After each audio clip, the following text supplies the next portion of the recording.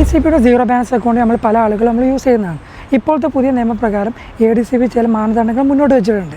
ഒന്നാമതായി നമ്മുടെ salary 50,000 above വരികയോ ഇല്ലെങ്കിൽ ADCBയുടെ ഏതെങ്കിലും ഒരു ഫൈനാൻഷ്യൽ പ്രോഡക്റ്റ്, പേഴ്സണൽ ലോണോ ക്രെഡിറ്റ് കാർഡോ അല്ലെങ്കിൽ ഓഡിയോ ഇതുപോലെ ഏതെങ്കിലും ഫൈനാൻഷ്യൽ പ്രോഡക്റ്റ് നമ്മൾ യൂസ് ചെയ്യുകയും മൂന്നാമതായി നമ്മുടെ ആവറേജ് ബാലൻസ് 20,000 അല്ലെങ്കിൽ 20,000 അബോവ് ആണെങ്കിലും നമ്മൾ ഈ അക്കൗണ്ട് ഫ്രീ ആയിട്ട് യൂസ് ചെയ്യാൻ പറ്റുന്നതാണ്.